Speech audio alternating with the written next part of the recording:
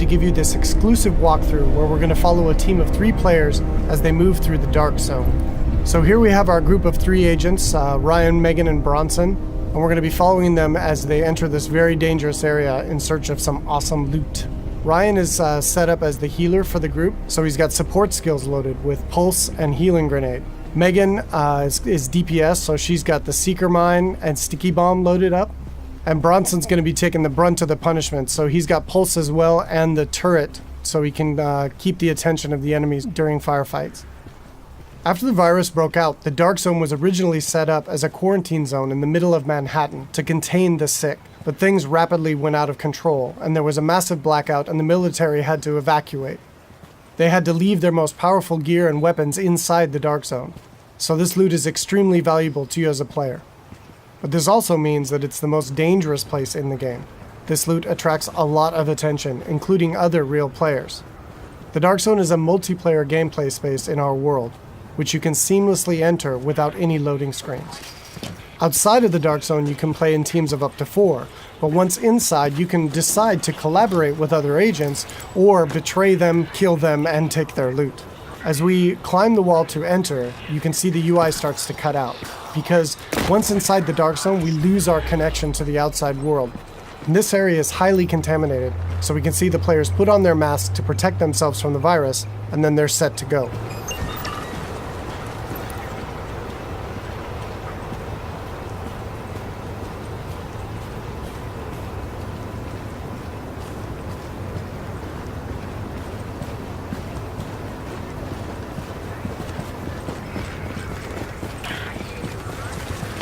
Okay, now we see our group is coming up on some enemies up ahead. As we get closer, we can see that these are actually part of the Rikers faction.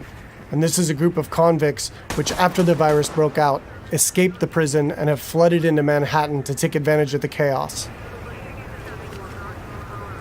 Here we can see Megan does a pulse, which gives the group information about what enemy types and levels that they'll be facing. And then we can engage. As you can see here, Bronson's going to go up right on top of him and take point, so he can take the attention of the enemies and draw aggro, and we can support him from behind with healing grenades, as you saw there, and covering fire.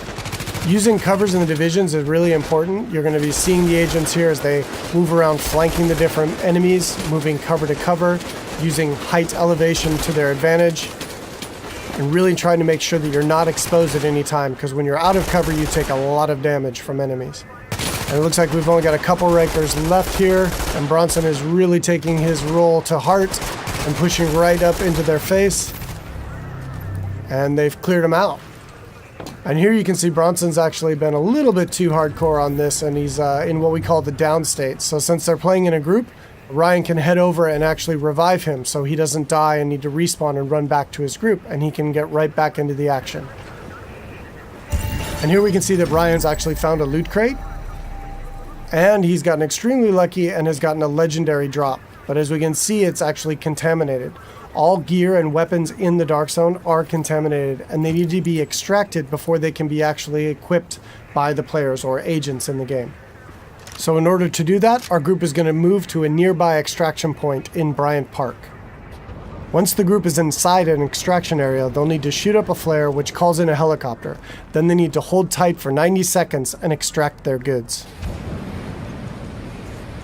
Alright, now we see our group has come across a different group of enemies, and these are the Cleaners.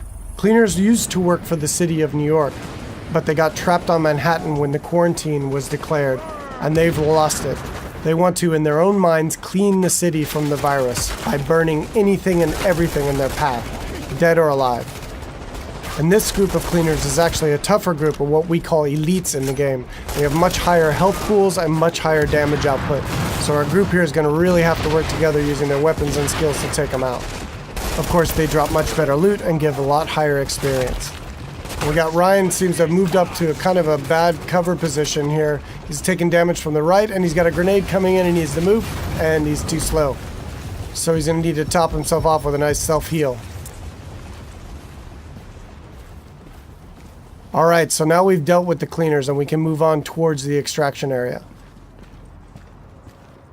But it looks like our group is not alone, and another group of players is in the same extraction area. In the Dark Zone, it's very important to find out player intention relatively quickly, whether or not they're friend or foe. But it looks like these two are not interested in engaging. So our group's going to continue on and try to get that legendary weapon out. Extraction detected. Proceed with caution. Another team of agents has actually started an extraction, and our group is going to move to investigate.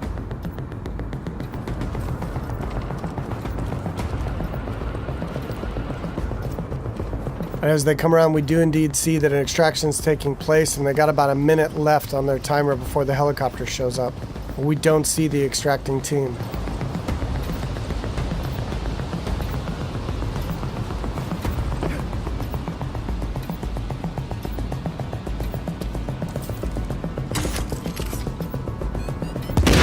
Oh, here we see that the extracting team actually got the jump on our group, and Bronson's been quickly down, and since they engaged on us, they have now been flagged as rogue, which puts a big bounty on their back for a certain period of time.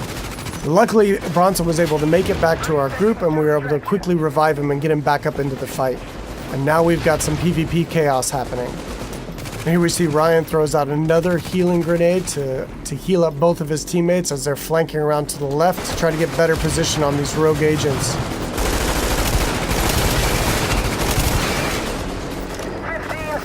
Alright, we see Megan's going to throw out another pulse, which really gives us good positioning on their locations. And here we can see another downside to going rogue in the Dark Zone. They have attracted another group of players, which is helping us take down this rogue group. And there we go. And of course, when you die in the Dark Zone, you drop any contaminated gear that you're currently carrying. It looks like the two groups now can divvy up the goods that they got from this rogue group. It looks like they've decided to just take out the new players and take all of the loot for themselves.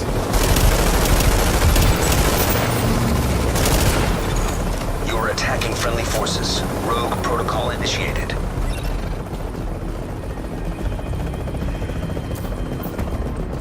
So now in order to secure this loot, to make sure it's theirs, they need to complete an extraction. So now our team has 90 seconds to control this area and to stay alive to get their loot out when the helicopter arrives. And you can see them fanning out into good cover positions here in case any other players come into the area or those groups that we engaged come back.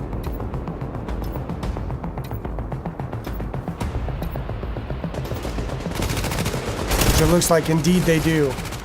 But now we're set up in really good positions here to be able to take them out.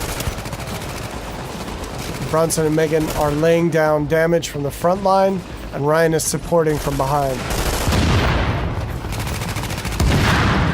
And again, it's really important in the game to make sure that you're always in cover whenever possible, and that you're not being flanked by any enemies. Here we see Ryan tossing a healing grenade as he runs past Bronson there. And they're going to focus on these two players here. 30 seconds to extraction.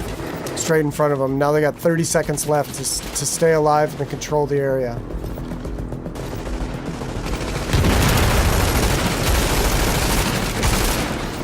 Oh, that was some nice coordination there. It looks like a double kill coming off.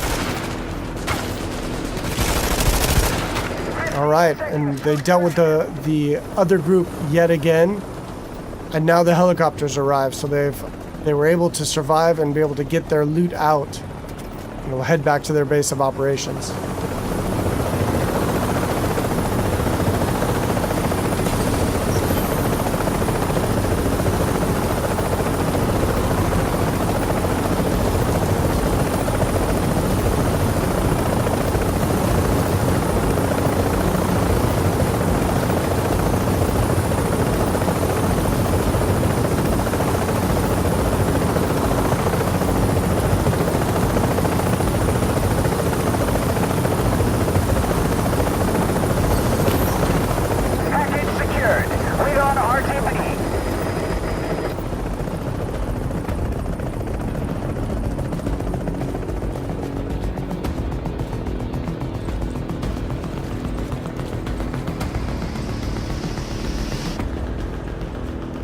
Now we can see the group is still flagged as rogue, and they're a very juicy target for other agents in the area.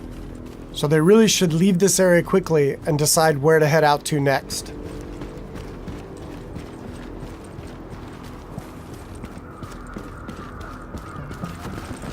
Alright, so that's it for today.